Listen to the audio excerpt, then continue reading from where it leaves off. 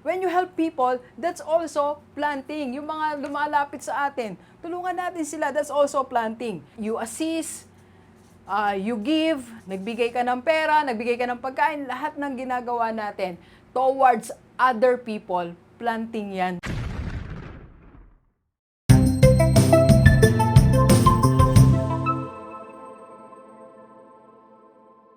Gilivers, pag-usapan natin, dalawang efforts bago tayo guminhawa sa buhay. Okay, so sa lahat ng mga nagtatanong, Dok, bakit hindi ba ako maginhawa sa buhay? Baka isang effort pa lang, or worse, baka wala pa tayong effort. Okay? 2 efforts para sa maginhawang buhay. Alright? So, Dok, paano yan? Pag-usapan natin. Let's go! Let's go!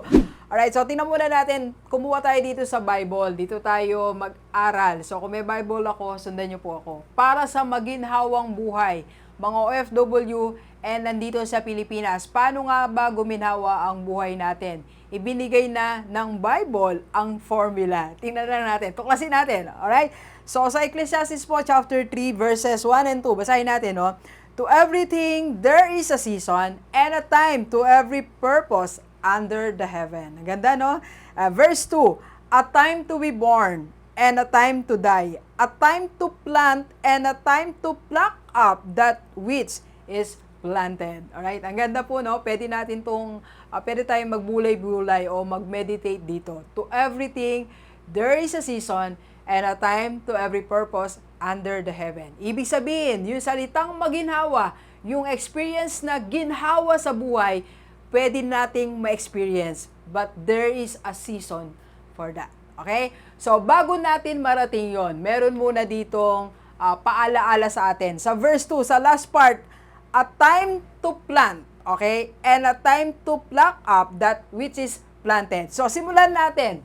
The first effort is a time to plant.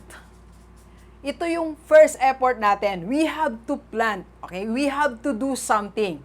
That is siguro sa atin, sa buhay natin, we can have it or pwede natin gawin 10 to 20 years. So, ano ba yung mga plant? Ano ba yung first effort na dapat natin gawin? Alright, so punta muna tayo sa mga traditional na ginagawa natin. We have to study, di ba? Nag-aaral tayo. Kahit naman hindi ka tapos ng college, kahit hindi MA, kahit PhD, nag-aaral pa rin tayo. Ty Lopez, nag-aral ng e-course. Grant Cardone, nag-aral din. Dan Lok, nag-aral din kay Robert Kiyosaki. Lahat ng mga matatagumpay na sa buhay, nag-aral muna. Elon Musk, P6 siya, di ba? So, lahat po ng nakita natin ngayon, billionaire, multimillionaire, nag-aral. So, this is the first effort. Mag-effort tayo, mag-aral tayo. Okay? So, second, ano pa? They have skill. Mag-effort ka sa skill mo. Time to plant. Time to study. Ano ba, paano ko ba to gagawin? Itong skill na to, yung editing, itong writing. So, lahat ng yan, ine-effortan natin. So, that's the first part of our first effort. Ano pa? When we help people. Alam nyo ba, when you help people, you are planting?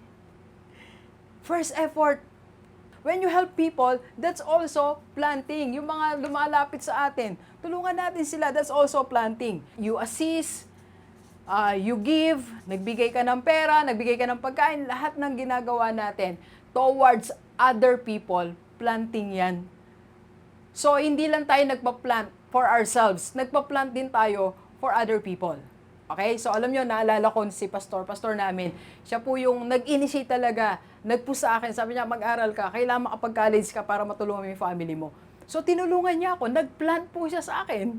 So, lahat po tayo, meron tayong panahon na nagpa-plant tayo. Okay? So, study skill, even, I think, your kindness, being kind is planting. Okay? So, that is our first effort. Pagpalagay natin, ginawa natin yan ng 10 to 20 years. Alright? So, now, Doc, ginawa ko na lahat yan. Sa mga OFW, di ba, nandyan na kayong 10 years, you work so hard, you plant, di ba? So, yung mga nag-aral, dami natin diploma, you plant, di ba? So, ginawa na natin yan sa nagpaaral ng pamangkin, nagpaaral ng kapatid, nagpaaral ng mga ganito, namigay sa kapitbahay, nagpakain ng maraming tao, you plant. First effort. Question, Doc, ano yung second effort? So, tingnan natin. Punta tayo.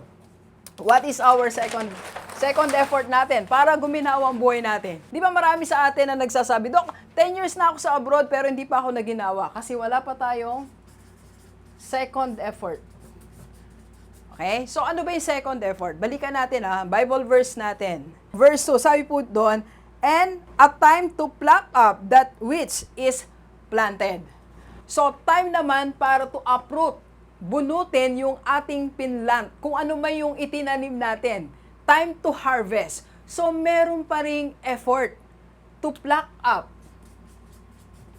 Time to pluck up which were planted. Yung mga itinanim mo, dapat mo nang anihin. So, meron pa ding effort.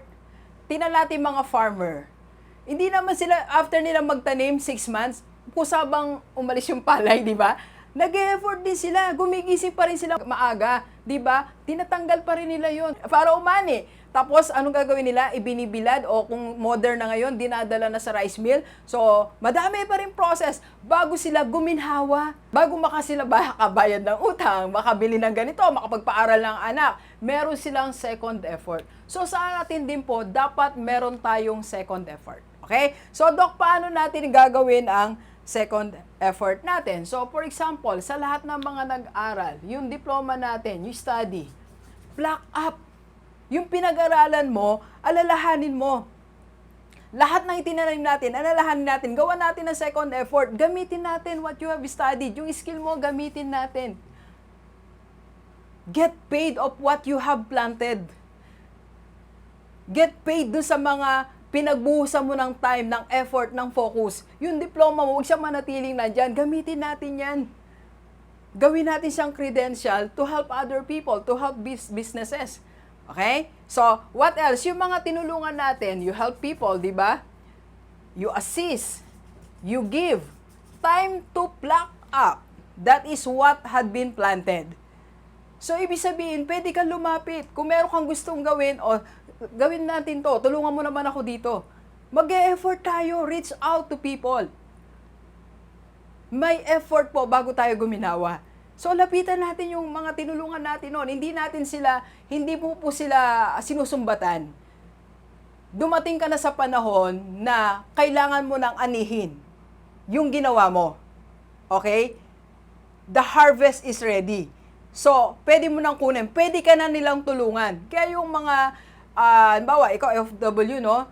Umuwi ka dito sa Pilipinas, lahat ng pamangkin mo, 5, mga professional, maraming pera, pwede ngayon to pluck up, uproot. Sabihin nyo, mag-meeting tayo. Kailangan ko, magkaroon ako ng business, baka pwede kayo mag-contribute ng tig 1,000. Hindi po masama yun. Mag-contribute ng tig 5,000 para umharvest ka naman, di ba? Minsan hindi tayo nag-e-effort din eh. Doc, di ba automatic? Wala na tanong automatic, di ba? May mga tao pa ba nakakaisip na dapat balikan tayo? Di ba? Sa Bible nga, di ba, ilang pinagaling ni Lord? Lahat ba bumalik para magpasalamat? Hindi, di ba? So, mag-effort tayo. Wala pong masama doon. Kasalip na mag-self-pity ka, maawa ka sa sarili mo. Okay? So, sa atin pong lahat, believers, baka kaya hindi pa tayo gumiginhawa ng todo sa buhay. Wala pa tayong second effort. Yung skill mo, nakatago lang. Yung knowledge mo, diploma mo, certificates mo, lahat ng inaral mo, nandyan lang. Okay? So, even yung pera na sinave mo, for how many years, first effort, nagplan ka, yes, kumita ka. Pero wala pang second effort, gamitin natin yon. Uproot. Pluck up. Okay? So sana nakatulong po ang ating vlogs. Okay? Remember? 2 efforts para maging maginhawa ang buhay natin. Okay, maraming salamat. So, sana nakatulong po ang ating vlog. And kapi po tayo. Thank you for watching. We are inviting you to attend our free webinar on how to save and invest the right way and how to avail sa Kaiser. PM na sa personal FB ko po.